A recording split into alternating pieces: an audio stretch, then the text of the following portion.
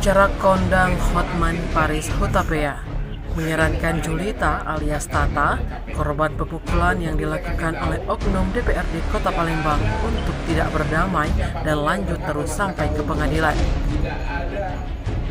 Hotman Paris diketahui memberi perhatian khusus terhadap aksi pemukulan seorang pengendara wanita saat mengantri di SPBU Demang Lebar Daun yang dilakukan oleh oknum DPRD Kota Palembang dari fraksi Partai Gerindra yakni M. Sukri Zain.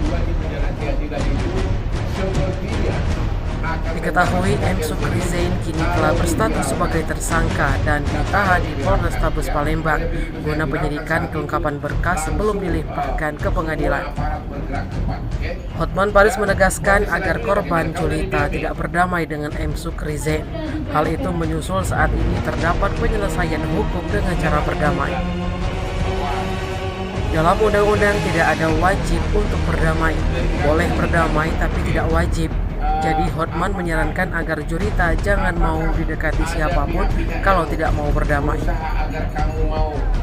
Hotman mengisyaratkan perkara penganiayaan yang dilaporkan oleh Julita dengan sangkaan pasal 351 KUHP tentang penganiayaan juga menambahkan sangkaan pasal tentang penghinaan dengan pasal 311 KUHP dan 315 KUHP. Hal itu Hotman sampaikan usai Julita menjelaskan pasca kejadian pemukulan tersebut. Ia langsung membuat laporan ke Polsek Ilir Barat 1 Palembang pada 5 Agustus 2022 lalu. Julita menegaskan bahwa yang bersangkutan M. Sukri Zain pelaku pemukulan tersebut tidak pernah secara langsung meminta maaf dan mengajak berdamai. Apalagi dengan adanya lagi ditonjolkan sekarang restoratif justice. Apa yang retroaktif justice? Aku sudah sama nih gara-gara udah capek. Namun perlu saya kasih tahu, tidak ada siapapun yang berhak memaksa kamu untuk berdamai. Tidak ada dalam undang-undang wajib berdamai, itu tidak benar. Boleh berdamai tapi tidak wajib. Ya, jadi kamu jangan mau didekatin siapapun kalau memang kamu tidak mau berdamai, ya terserah kamu. Tapi jangan ada yang berani mengatakan bahwa ini wajib dijalani. Ya, itu hak kamu. Ya, tidak ada ketentuan mengatakan wajib berdamai. Kalau ada yang melakukan begitu, kita viralkan lagi ke Kapolri ya. Oke, ternyata kasus-kasus yang menyentuh, yang sangat melanggar hak asasi dan rasa keadilan itu sepertinya akan mendapat perhatian serius kalau diviralkan. Ya, kalau diviralkan ya. Karena begitu saya viralkan saat itu langsung semua aparat bergerak cepat, oke? Dan proses selanjutnya bagaimana? Kau udah di BAP? Saya udah di BAP lagi dan sudah keluar SPDP. Bilang apa tuh? Bahwa udah penyidikan begitu? Iya, udah ditingkatkan. Sudah ditingkatkan penyidikan. Oke. Apakah ada pihak-pihak yang berusaha agar kamu mau? Pernah nggak kau dihubungi berdamai sama orang itu langsung? Pernah nggak orangnya langsung dengan rendah hati datang dengan ketulusan? Pernah nggak dapat datangi kamu? Kalau dari yang bersangkutan tidak pernah.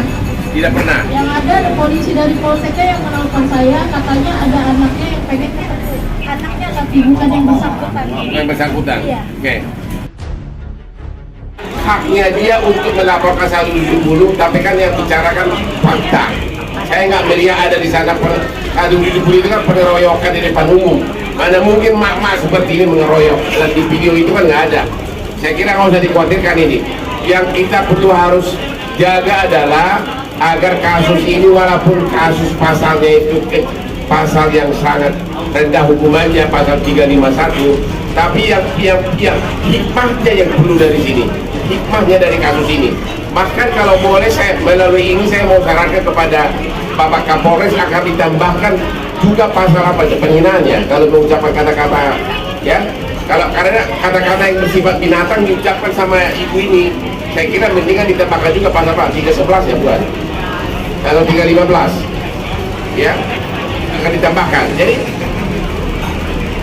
makna dari gerakan ini adalah agar jangan terulang lagi hal serupa. Itu kira-kira intinya. tidak terlalu terfokus apakah orang itu dihukum atau tidak, tapi simboliknya itu agar pelajaran bagi semua orang. Itu kira-kira intinya. Ada lagi pertanyaan? Tim Liputan Sumsel Update TV melaporkan.